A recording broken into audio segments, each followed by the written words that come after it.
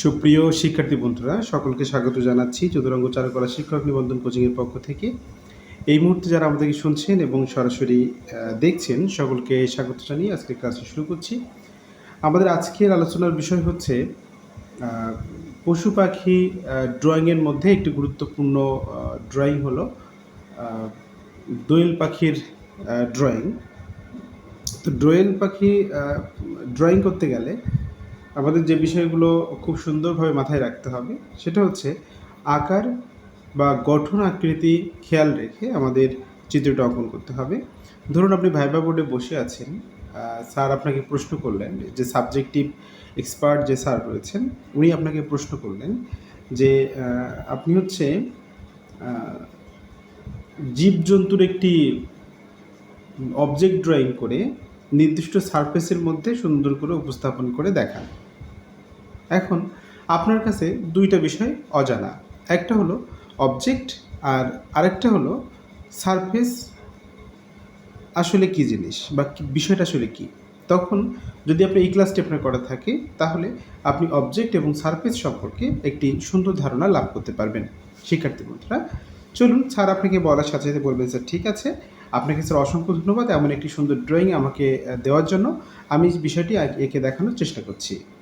এটি বলে আপনি সুন্দর করে আঁকা শুরু করবেন।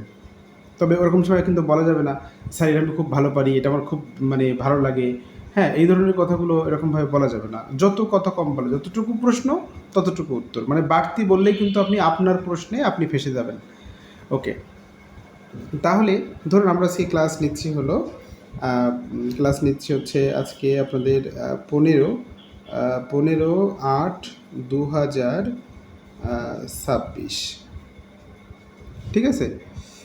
এর মধ্যে তো সরি, আমি ভুল করে ফেলেছি, আসলে এইটা তো টিক দেওয়ার ব্যাপার ছিল, তারিখটা এখানে হবে 15/8/2026 ছিল, এবং ক্লাস নিচ্ছে হচ্ছে স্যাটারডেতে।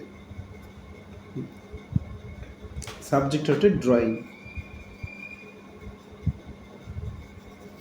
এই যে এবার আমরা যে কাজটা করব সেটি হলো সুন্দর করে ড্রয়িং করে দেখানোর চেষ্টা করব যে কী করে আসলে ড্রয়িংটা করতে হবে।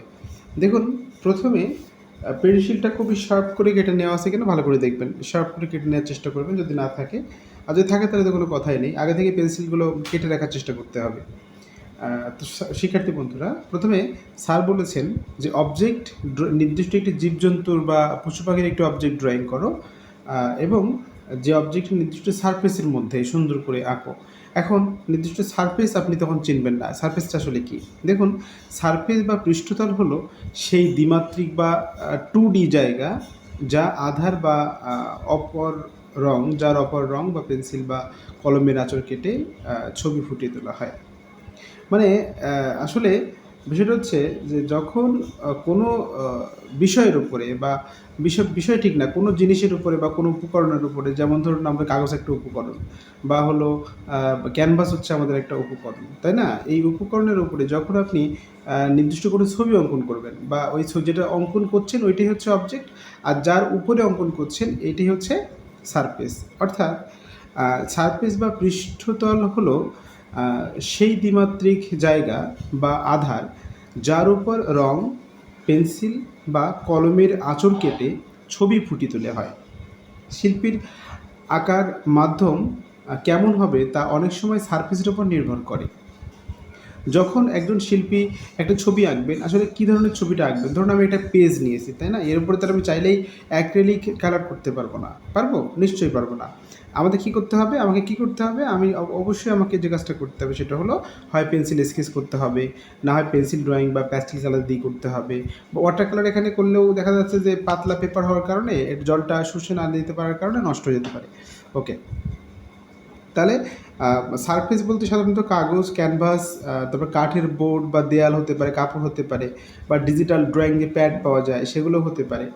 আর অবজেক্ট বলতে ছবি আঁকার ভাষায় অবজেক্ট বা বস্তু হলো সেই দৃশ্যমান উপাদান বা মডেল যাকে সামনে রেখে, হ্যাঁ, বা যার কথা কল্পনা করে একজন শিল্পী ছবি আঁকেন। যেমন ধরুন স্টিল লাইফ বা স্থিরচিত্র অঙ্কনে এর ব্যবহার সবচেয়ে বেশি দেখা যায়। তো এক্ষেত্রে যদি আমরা আরও সুন্দরভাবে জানতে চাই, সেটা হলো যেমন ধরুন এটি কিন্তু সাধারণত ত্রিমাত্রিক হয়ে থাকে, হ্যাঁ? এতে আলো ছায়ার বা খেলা স্পষ্ট বোঝা যায়, বা হচ্ছে এগুলো স্টিল লাইফের ক্ষেত্রে বেশি হয়। আলো ছায়ার খেলাটা বেশি বোঝা যায় কিন্তু স্টিল লাইফে, ঠিক আছে? এরপরে দেখা যায় যে পাত্র বা ফলমূল, ফুলদানি, বই, চেয়ার, টেবিল, হ্যাঁ? তারপর জীবন্ত মডেল বা প্রাকৃতিক দৃশ্য সবই হচ্ছে কি অবজেক্ট। এখন দেখা যায় অবজেক্টের মধ্যে একটা ব্যাপার আছে, কিন্তু সেটা হলো একটা প্রাকৃতিক দৃশ্য সাবজেক্ট আর অবজেক্ট একটু ভালো করে বুঝে নেন। সেটা হলো সাবজেক্ট হলো একটা দৃশ্য যখন আপনি আঁকবেন, ওই দৃশ্যটাই হচ্ছে সাবজেক্ট, আর অবজেক্টটাকে ওই দৃশ্যের মধ্যে মনে করেন যে গাছ এঁকেছেন বা নৌকা এঁকেছেন বা ঘর এঁকেছেন, প্রত্যেকটি এক একটা অবজেক্ট। আশা করি বিষয়টা আপনারা ক্লিয়ার হয়েছেন। তাহলে সাবজেক্ট বা অবজেক্ট কী এবং সারফেসটা কী, আশা করি আপনারা বুঝতে পেরেছেন। চলুন আমরা আঁকা শুরু করি। আমাদের সারফেস তাহলে আজকে কী, আমাদের সারফেস হচ্ছে কাগজ। এই কাগজের উপর কীভাবে একটি পাখি ড্রয়িং করব, যেমন ধরুন জীবন্ত মডেল আমাদের, হ্যাঁ? যখন আমরা সাধারণত কোনো কিছু দেখে দেখে অঙ্কন করি, তাই না? তখন সেটাকে মডেল ড্রয়িং বলা হয়। যখন সামনাসামনি বসে কোনো অবয়ব বা কোনো জীবজন্তু বা কোনো জড়বস্তুকে দেখে দেখে আঁকবেন, সেটাই হচ্ছে মডেল ড্রয়িং। এখন চলুন আমরা সাধারণত একটা কীভাবে একটা পাখি আঁকতে হবে, দোয়েল পাখি, সেটা একটু দেখে নেই। দেখুন আগে কিন্তু বৃত্ত প্র্যাকটিস করতে হবে ভালো করে। দেখেছেন আমি একটা বৃত্ত দিয়েছি, ওভাল শেপের একটা বৃত্ত, একেবারে বৃত্তাকার নয়, একটু ডিম্ব আকৃতির মতো, এবং ঠিক এর সাইড দিয়ে এমন জায়গায় দিয়ে দেখুন আরেকটা সার্কেল দিয়েছি বড় করে ডিমের মতো, হ্যাঁ? এবার এখান থেকে ওপরের দিকে লেজটাকে বোঝানোর জন্য এখান থেকে এই দিয়েছি, এই দেখেছেন? আবার এখান থেকে সামান্য নিয়ে সামান্য সোজা করে এখান থেকে এমন দিয়েছি, এখান থেকে এমন দিয়েছি, এখান থেকে এই দিয়েছি, এখান থেকে পা আঁকার জন্য এই শেপ দিয়েছি, ওকে? এখান থেকে ঠোঁট আঁকার জন্য মাঝখানে রেখা দেখিয়ে দিলাম। এই হচ্ছে সাধারণত শেপ, মানে আগে একটা সার্কেল দিলাম, পরে একটা বড় সার্কেল দিলাম, ছোটো সার্কেল বড় সার্কেলের সমন্বয়ে একটা সুন্দর গঠন তৈরি করলাম। এই গঠনের মাধ্যমে কিন্তু আঁকার চেষ্টা করেছি। তো এখানে আকৃতিটা কি? আকৃতিটা হলো ছবি আঁকার তিনটি অবজেক্ট, সব অবজেক্ট বলা ঠিক হবে না, আর তিনটি শেপ সবচেয়ে বেশি গুরুত্বপূর্ণ। এই তিনটি শেপের মধ্যে পৃথিবীর সকল বস্তু আঁকা যায়, ত্রিভুজ, চতুর্ভুজ আর বৃত্ত, এর মধ্যে ফেলেই কিন্তু সাধারণত আঁকা যায়। এবার দেখুন ত্রিভুজ, চতুর্ভুজ, বৃত্ত এগুলো কিন্তু সাধারণত এই যে জ্যামিতিক ফর্ম ব্যবহার করে ছবি অঙ্কন করা যায়। ফবিজমে আমরা দেখেছি শিল্পী পাবলো পিকাসোর যে অবদান রয়েছে এই ধরনের বৃত্তাকার বা ত্রিভুজাকার, চতুর্ভুজাকার শেপ ব্যবহার করে তার যে গৃহনিকা চিত্রকর্ম, সেটাও আপনারা দেখেছেন। ওকে, এবার দেখুন এই যে শেপটা আমরা ব্যবহার করলাম, এই শেপ ব্যবহার করে কীভাবে ফাইনালি একটা দোয়েল পাখি এঁকে ফেলা যায়। দেখুন আগে একটা সার্কেল আঁকতে হবে, তারপরে এখানে হচ্ছে নিচে আর একটা সার্কেল আঁকতে হবে। আঁকার পরে এখান থেকে এমন করে দিতে হবে, দিয়ে এখান থেকে লেজটা ওপরের দিকে, এখান থেকে এমন, এখান থেকে ওপরের দিকেও দিতে পারেন, লেজটা সোজা করে দিতে পারেন, যার যেমন খুশি, যে যেরকম পারবেন সেরকম করবেন, অসুবিধা নেই। এবার দেখুন এখান থেকে ঠিক টেনে নিয়ে আসবেন, এখান থেকে ডাব ওপরেরটা ছোটো বড় হবে, নিচেরটা ছোট হবে, এই যে দেখুন, এই যে, ওকে? আপনাদের শিট দিয়ে দেওয়া হয়েছে, শিটটা দেখে নেবেন, শিটটা দেখলে বুঝতে পারবেন। অনেকে বলছেন স্যার আমাদের যদি আমরা দোয়েল পাখি আঁকতে যাই, লেজটা আসলে সোজা করে আঁকবো না, শিটে তো সোজা করে দেওয়া। দেখুন শিটে সোজা করে দেওয়া আছে, কিন্তু আপনারা চাইলে এভাবে করতে পারেন। এবার দেখুন এখান থেকে সোজা নিচের দিকে আসবেন, ওকে? এসে ঠিক পাখনাটা এখান থেকে এমন, এখান থেকে সোজা করে এই চলে যাবে, ওকে?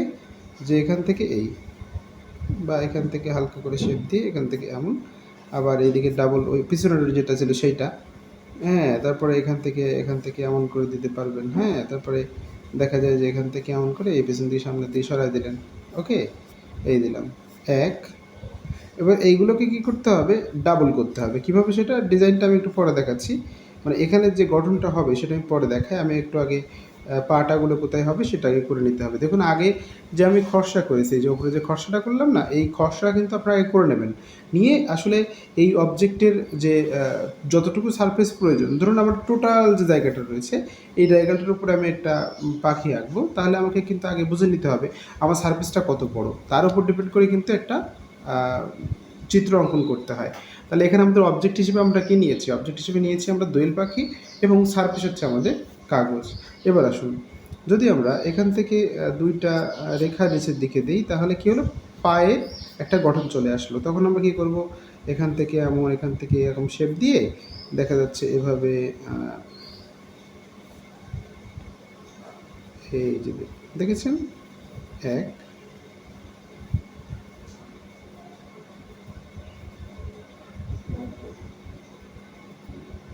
এই যে, ঠিক আছে? ১ নাম্বার।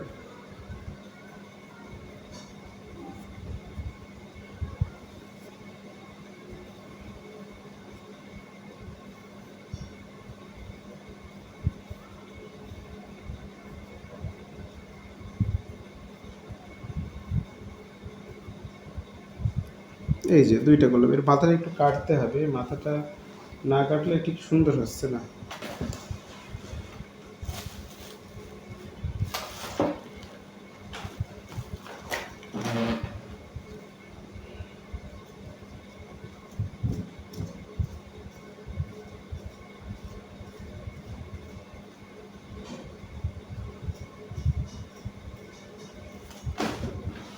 হুম, এই যে দেখুন এখান থেকে মাথাটা একটু কেটে নিয়েছি, কেটে নিয়ে এখান থেকে সামান্য ড্রয়িংটা এখান থেকে বের করে এখান থেকে দেখিয়ে দেওয়ার চেষ্টা করেছি। এই যে হয়েছে। এবার দেখুন, এবার হচ্ছে ঠিক চোখটা কোথায় হবে। চোখটা হচ্ছে এই যে টোটাল যে পাখিটা আমি এঁকেছি, এই যে মাথা এঁকেছি, মাথার ঠিক মাঝখানে। কীভাবে সেটা, এখান থেকে একটা শেপ, এখান থেকে একটা রেখা দিন, এই টোটালটাকে হরাইজন্টাল লাইনে ভাগ করুন এবং উলম্ব রেখায় মানে এখান থেকে ভাগ করতে হবে। ভার্টিক্যালি একটা ভাগ করে নিলাম, নিয়ে আমরা ঠিক যেখানে দুইটা রেখা ছেদ করেছে ঠিক তার মাঝখানে একটি ছোট্ট বৃত্তাকার শেপ দিয়ে মাঝখানে আরও একটি বৃত্ত দিয়ে দিলাম, যাতে করে সাইডে একটু ফাঁকা দেখতে লাগে। এই হচ্ছে সাধারণত হয়ে গেল। এবার কোথায় কোথায় কী ড্রয়িং রয়েছে না রয়েছে সেটা দেখে দেখে দেখে দেখে এটা বের করে ফেলতে হবে। এ দেখুন, এখান থেকে এরকম শেপ দিয়ে সুন্দর করে বের করে নিয়ে আসতে হবে। এখন দেখুন 1 2 এভাবে করতে হবে, 3 4 5 6 7 8। এটা হচ্ছে আসলে কি, এটা ওই পাখিটার গঠন অনুযায়ী করার চেষ্টা করেছি। কারণ বিষয় হচ্ছে যে এখানে যে কয়টা আছে সে কয়টা দিতে হবে এরকমটা না, এখানে নাম্বারের পরিবর্তন হতেই পারে। তারপরে হচ্ছে এখান থেকে 1 2 3 4, এই যে হয়েছে। আচ্ছা, এরপরে যে কাজটা করতে হবে সেটা হলো পিছনের এই অংশটা, এটা একটাই পার্ট দেখা যাবে, হ্যাঁ, একটা পার্টই আমরা এখান থেকে দেখতে পাবো, এখান থেকে এমন, আর এখান থেকে এরকম করে ডাবল পার্ট হয়ে যেতে পারে, দেখা যেতে পারে এরকম। আর এর লেসটা হবে সাধারণত 1 নাম্বার, এখান থেকে শেষ পর্যন্ত আসতে হবে।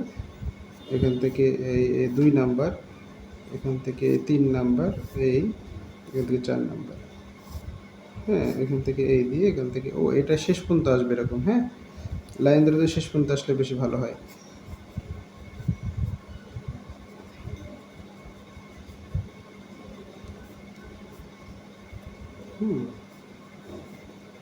এই দিলাম। এরপরে এর গায়ে যে শেডগুলো থাকে বা শেড ঠিক না, মানে ক্যারেক্টার টোন, ড্রয়িংয়ে তো আমরা আর শেড বের করতে পারবো না, যে ক্যারেক্টার টোনগুলো থাকে সেগুলো আমরা হালকা হালকা করে, হ্যাঁ, এর গায়ে এরকম করে দিতে পারি, যাতে করে একটু ন্যাচারাল ফিলটা এর মধ্যে আসে। হ্যাঁ, ন্যাচারাল ফিলটা যদি এর মধ্যে আসে তাহলে দেখতে ভালো লাগবে।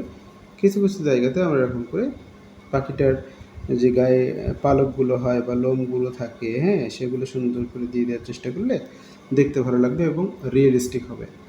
এই পাখিটার এই যে পা রয়েছে, পায়ে এরকম যদি আমরা একটা ছোটো ছোটো করে কিছু লাইন দিয়ে দেই বা এরকম করে আঙুলে দিয়ে দেই, হ্যাঁ, এখান থেকে যদি একটু কিছু ঘাস এঁকে দেই, এই দেখুন, তাহলে সব মিলিয়ে কিন্তু একটা দোয়েল পাখি আমরা মোটামুটিভাবে অল্প সময়ের মধ্যে এঁকে ফেললাম। দেখুন এই, তাহলে যদি আপনার ভাইবা বোর্ডে দোয়েল পাখি আঁকতে দেয় তাহলে কি আপনি পারবেন? অবশ্যই পারবেন। যারা প্রথমে একেবারে প্রাথমিকভাবে শুরু করছেন এরকম রয়েছেন, একটু বেশি করে চেষ্টা করুন, বারবার চেষ্টা করুন। আর বিগত যে ড্রয়িংগুলো করেছেন এই ড্রয়িংগুলো আবারও কিন্তু প্র্যাকটিস করতে হবে। কীরকম সেটা, ড্রয়িং প্র্যাকটিসে আরও সুন্দর এবং সহজে দক্ষতা অর্জনের জন্য নিয়মিত প্র্যাকটিস করা প্রয়োজন। এখন দেখুন, এই নিয়মিত প্র্যাকটিসটা আসলে ঠিক কেমন হওয়া উচিত? নিয়মিত প্র্যাকটিসে অবশ্যই আপনি যখন আজকে মনে করুন গতকালকে আপনি একটা ঘোড়া এঁকেছেন, এই ঘোড়াটা আপনি গতকালকে এঁকেছেন, কিন্তু আজকে প্র্যাকটিসের সময় আবার এই ঘোড়াটা কী করবেন, ওই গতকালকে যে ঘোড়াটা প্র্যাকটিস করেছেন সেটা আবার করবেন এবং তার সাথে দোয়েল পাখিটা আঁকার চেষ্টা করবেন ঠিক এমনভাবে।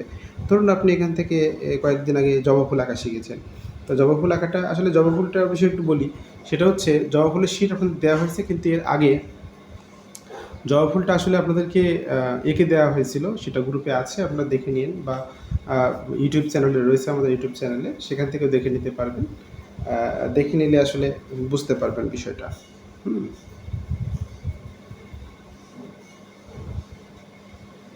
এই জন্য আর কি নতুন করে দেওয়া হয়নি।